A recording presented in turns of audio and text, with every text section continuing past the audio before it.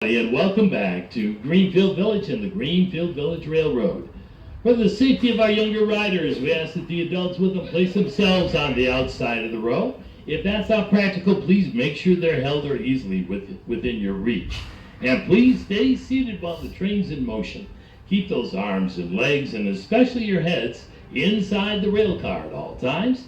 And please refrain from smoking, eating, or drinking anything but water aboard the Greenfield Village Railroad.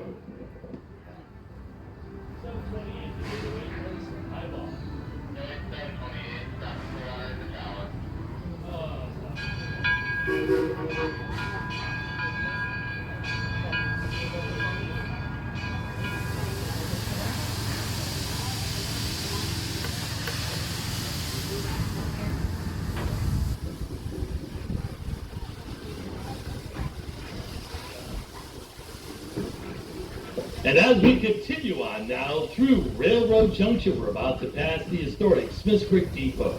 Originally built in 1858 in Smiths Creek, Michigan, that's about 8.5 miles southwest of Port Huron. Where as a boy, Thomas Edison worked for the Grand Trunk Railroad, selling treats and newspapers along the way from Port Huron to Detroit and back again.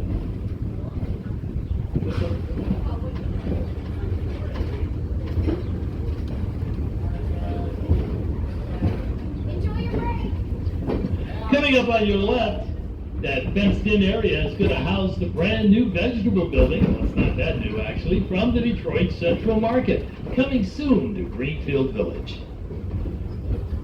Now, as you know, it takes two things to keep a steam locomotive running. One of them's coal, the other's water. So we're going to make a quick stop at the Greenfield Village Water Tower. Just up ahead, we're going to top off the tender with water.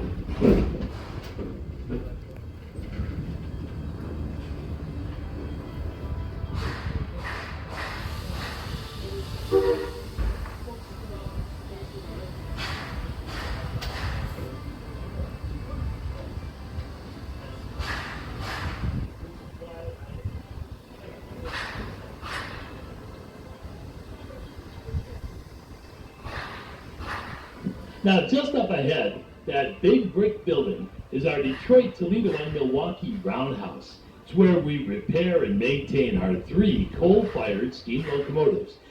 It was originally built in Marshall, Michigan in 1884, but we've recreated the building here at Greenfield Village in the year 2000, using elements from the original building.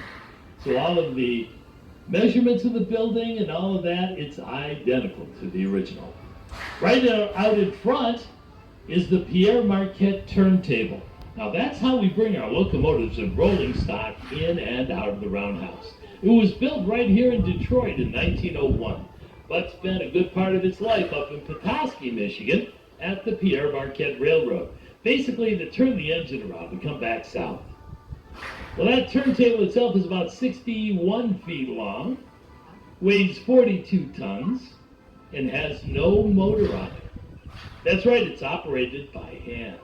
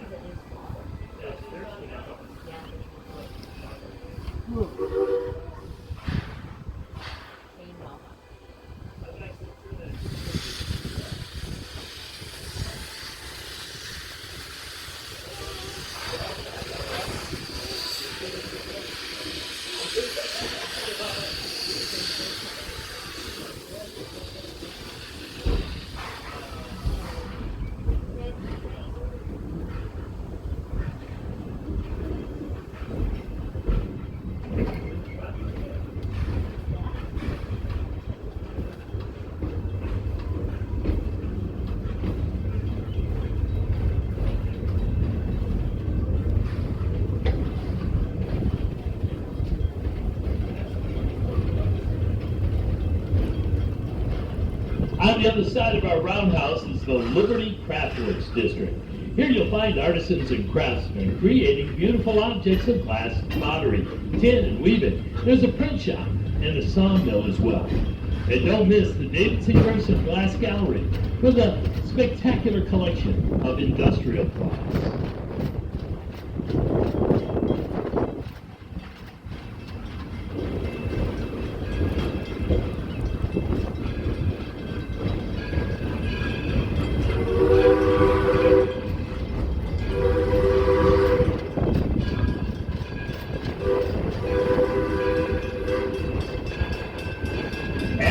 entering our working farms district, and just beyond the red center is the Firestone Farm. The birthplace of Harvey Firestone, Henry Ford's great friend, and the founder of the Firestone Tire and Rubber Company of Akron, Ohio. Firestone Farm is a living history farm, Roundhouse, built in 1828 in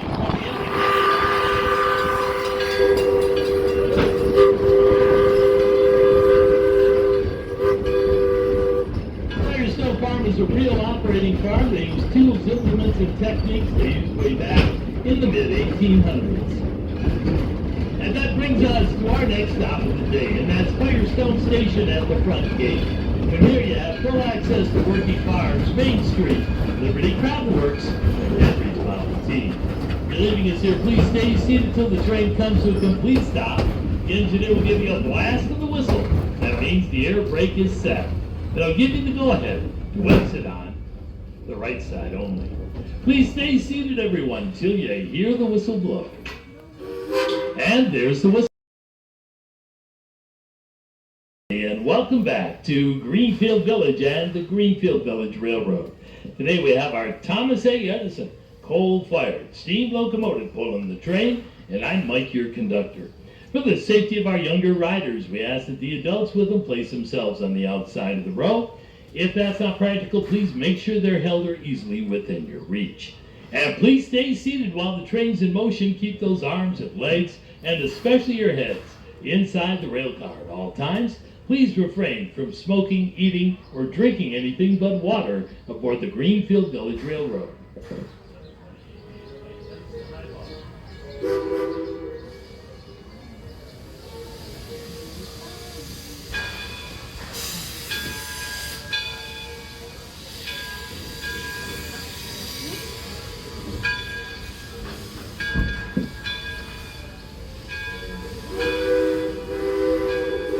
And as we begin our journey to explore the sights and sounds of nearly 300 years of American innovation on display, I'd like to remind you Greenfield Village is divided into 7 districts. Our first is Henry's Model T, where you can get an up-close and personal look at a real Ford Model T car, and a demonstration of Ford's kitchen sink engine over at the Ford Motor Company building on the corner of Bagley and Main, right here in Henry's Model T district.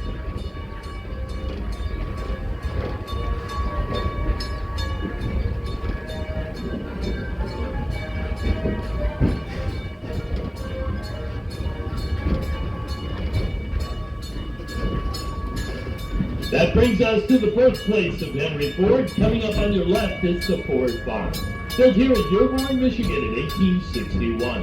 Henry was born in that white farmhouse in July of 1863. He lived there with his parents and 5 brothers and sisters. Also coming up on your left, the red building, is the William Ford Barn. It's where we take care of all the horses we use every day here at Greenfield Village.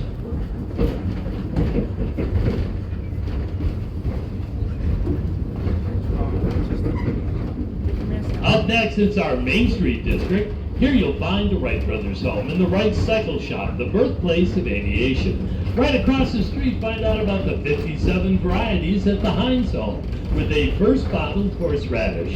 And take a spin on our 1913 Herschel Spillman Carousel.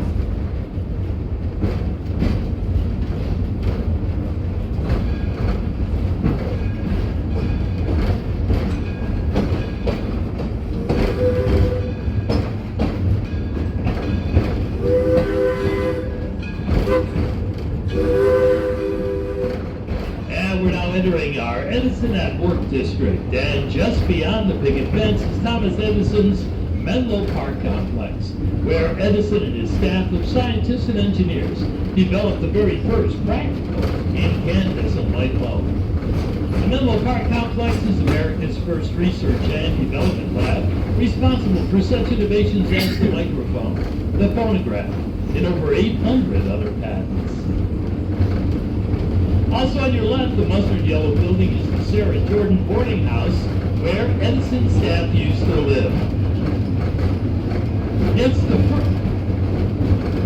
It's the first residential structure to be wiped out for electric light.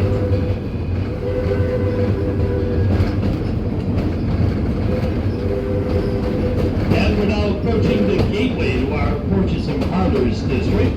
That's the aptly covered bridge from 1832 in Pennsylvania. Just beyond the bridge is our next stop of the day, and that's Susquehanna Station. From here you have full access to the entire Porches and Parlors district, including the McGuffey School, the Hermitage Slave Quarters, the Noah Webster House, and the Robert Frost Home, just to name a few. So if you're leaving us here, please stay seated until the train comes to a complete stop. The engineer will give you a blast of the whistle, which means the air brake is set.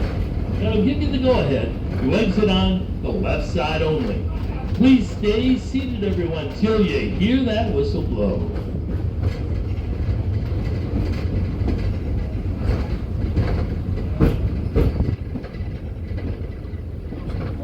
Still moving, everyone. Wait for the whistle now.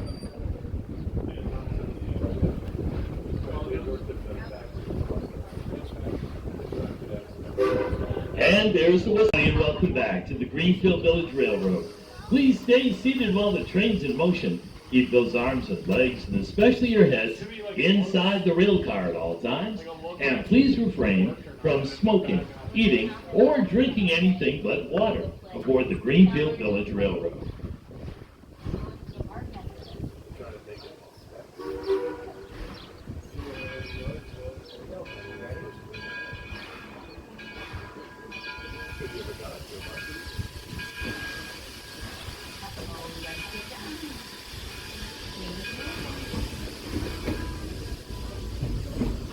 And as we continue on now through our Porches and Parlors district, we're about to pass the historic Susquehanna Plantation.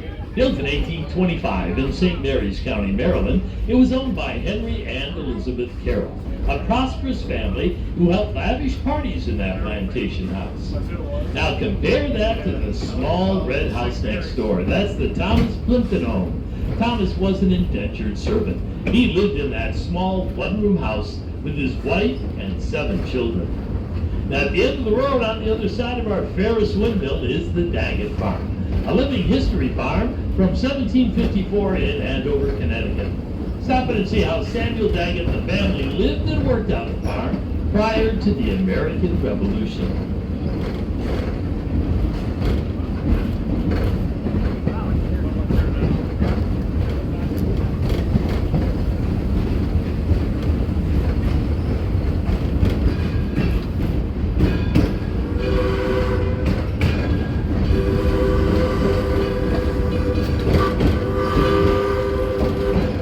The locomotive at the head of our train today is the Thomas A. Edison. It's a coal-fired steam engine that was basically cobbled together back in 1932 at the Ford Rouge plant from an old 1868 Manchester, once owned by Thomas Edison. The thing is, Henry didn't want a Manchester engine, he wanted a Mason. So he redesigned it to sort of, kind of look like a Mason. And the result is the Franken engine we have today, the Thomas A. Edison, weighing in at 25 tons. So now, folks, let's take a moment to sit back and relax and enjoy the sights and sounds of railroading, as it was in the late 1800s and early 1900s.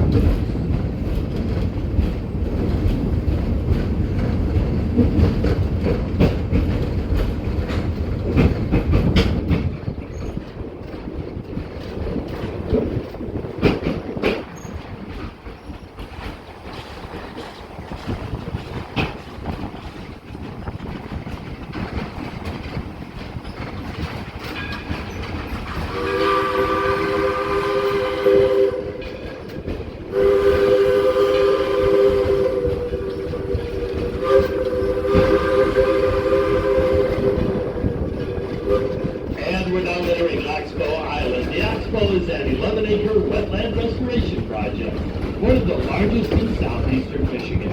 Hundreds of trees have been planted and the waterways completely cleared, and wildlife has returned with a herd of deer and many smaller animals as well, like rabbits, squirrels, and turtles.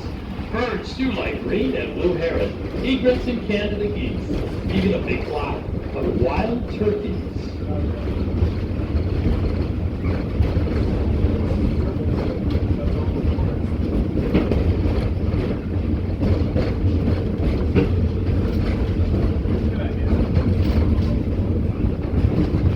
And we're now entering Walnut Grove on the backside of our Porches and Parlors district. It's where we hold many of our special events throughout the year. And starting next weekend, Walnut Grove will come alive with the crack of the bat and the roar of the crowd as old-time historic baseball returns to Greenfield Village.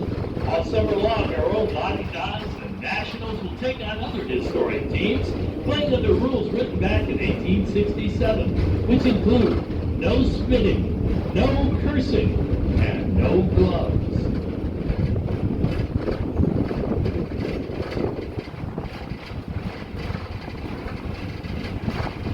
Up next, it's the Henry Ford Academy. Now, Henry Ford Academy is a charter school here in Wayne County. Students attend for free but are chosen by lottery. This portion of the campus houses the 10th, 11th, and 12th grades. 9th graders attend class at the Henry Ford Museum. Just up ahead, you'll see 3 attached rail cars. They serve as classrooms for the senior class. Imagine that, going to class in a rail car.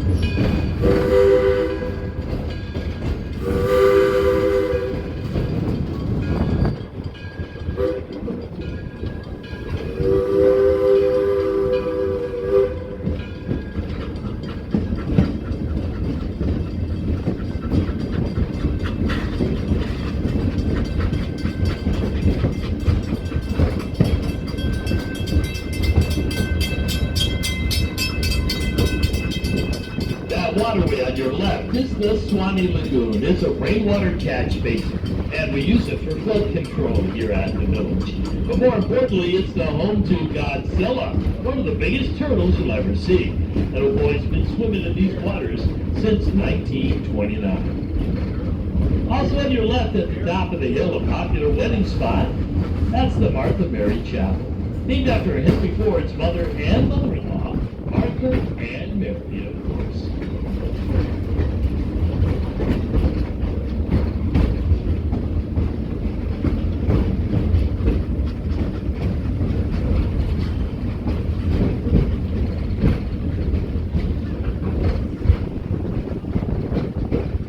That brings us to our next stop of the day, and that's Smith's Creek Station.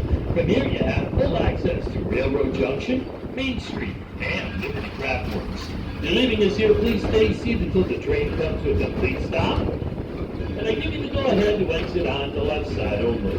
Smith's Creek Station is your stop for Main Street and the Carousel, as well as Railroad Junction and the Roundhouse. And you're just a few short steps away from Liberty Craftworks and Henry's Model T. So again, please stay seated until the train comes to a complete stop. The engineer will give you a blast of the whistle, and that means the air brake is set.